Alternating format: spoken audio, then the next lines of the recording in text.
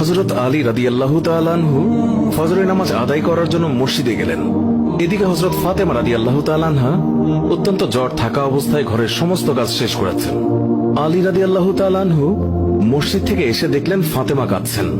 তিনি প্রশ্ন করলেন, ফাতেমা, তুমি কাঁদছো কেন? ফাতেমা রাদিয়াল্লাহু তাআলা আনহা কোনো উত্তর না দিয়ে তখনও আরো জোরে জোরে কাঁদতে লাগলেন। আলী রাদিয়াল্লাহু তাআলা আনহু কয়েকবার প্রশ্ন করার পর মা ফাতেমা কাঁদতে কাঁদতে বলল, আমি স্বপ্নের মধ্যে দেখেছি আমার আব্বাজান হযরত মুহাম্মদ সাল্লাল্লাহু আলাইহি ওয়াসাল্লাম আমার ঘরের মধ্যে ঢুকে কি যেন তালাশ করছেন। ঘর থেকে বের হওয়ার সময় আমি পেছন দিক থেকে আমার আব্বাজানকে ডাক দিলাম, ও আব্বাজান, আপনি কি তালাশ করছেন? আব্বাজান তখন বললেন, ও আমার ফাতিমা, আমি তো তোমাকেই তালাশ করছি, তোমাকে নিয়ে যাওয়ার জন্য।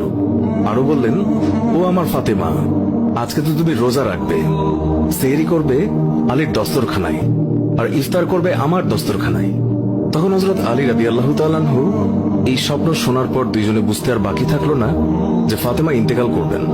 দুজনে আরো জোরে জোরে কাঁদতে লাগলেন। এই সময়ের মধ্যে হযরত হাসান এবং হুসাইন রাদিয়াল্লাহু তাআলা আনহু এসে তারা জিজ্ঞাসা করলেন, আব্বাজান, আম্মাজান, আপনারা কেন কান্না করছেন? ফাতেমা রাদিয়াল্লাহু তাআলা আনহুর একটি অভ্যাস ছিল, যখন হাসান হুসাইন তাকে কোনো কাজে বিরক্ত করতেন তখন দুইজনকে নানাজানের কবরের কাছে যেতে বলতেন। আজকেও ফাতেমা বললেন, তোমরা দুই ভাই নানার কবরের কাছে যাও। কবরের নিকট যাওয়ার সাথে সাথে কবর থেকে আওয়াজ আসলো, ও আমার আদরের নাতিরা, এই মুহূর্তে তোমরা আমার কাছে কেন এসেছো? আমার কাছে তো সব সময় আসতে পারবে।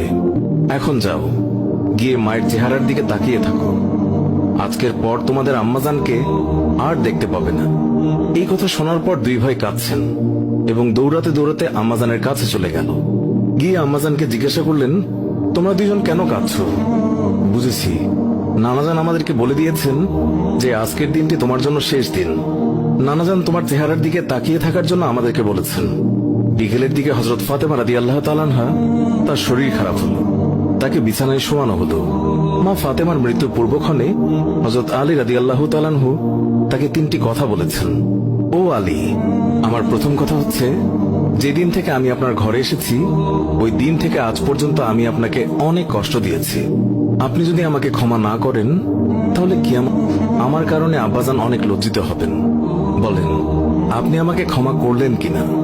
আলী রাদিয়াল্লাহু তাআলা আনহু তিনি তখন উত্তরে বললেন, ইয়া ফাতেমা, তুমি কি বলছো এগুলো? আমি তোমার যোগ্য ছিলাম না।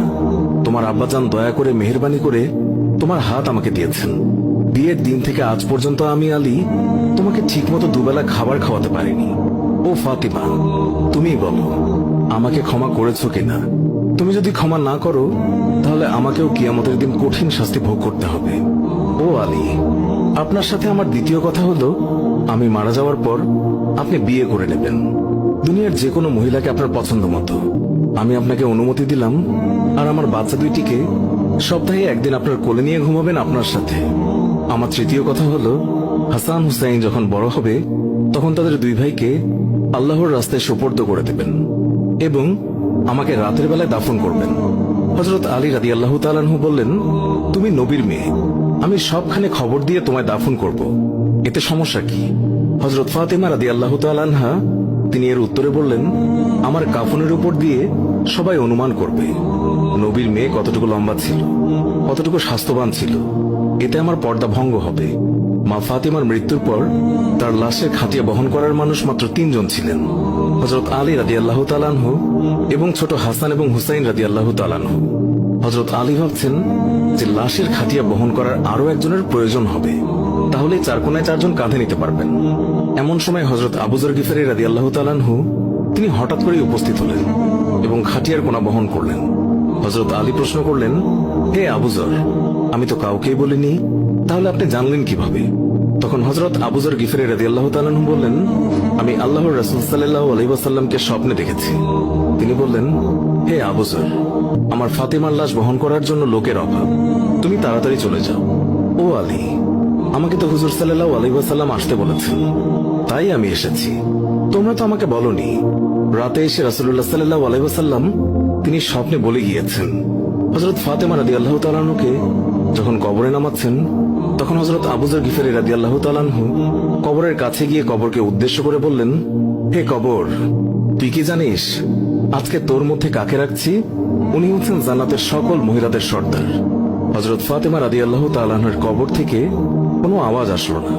তিনি আবারও বললেন, উনি হাসান এবং হুসাইনের আম্মাজান। এবারও আগের মতো কোনো আওয়াজ আসলো না। তিনি আবার পুনরায় বললেন, উনি হচ্ছেন হযরত আলী রাদিয়াল্লাহু তাআলা আনহুর স্ত্রী। তারপরও কবর থেকে কোনো আওয়াজ আসলো না। তিনি আবার বললেন, এটি দুজাহানের বাদশার মেয়ে, খবরদার বেয়াদবি করবি না। আল্লাহ তাআলা তখন কবরের জবান খুলে দিলেন। কবর বলল, আমি অন্ধকার ঘর, আমি সাপ বিচ্ছুর ঘর, আমি এমন একটি ঘর যার মধ্যে কোনো বংশ পরিচয় কাজ হয় না। আমি দুজাহানের বাদশার মেয়েকে চিনি না, আমি হযরত আলীর স্ত্রীকে চিনি না, হাসান হুসাইনের আম্মাকেও চিনি না, আমি জান্নাতের মহিলাদের সর্দারনিকেও চিনি না। আমি শুধু চিনি ঈমান এবং আমল। আমার মধ্যে যদি কেউ ভালো আমল নিয়ে আসে, তাকে আমি কবরে জান্নাতের বিছানা বিছিয়ে দেব। আর যদি কেউ খারাপ আমল নিয়ে আসে, তাকে আমি কবরের দুই দিক থেকে এমন জোরে চাপ দেব যে হাড় মাংস মাটি সব একত্রে মিশিয়ে যাবে। আল্লাহু আকবার।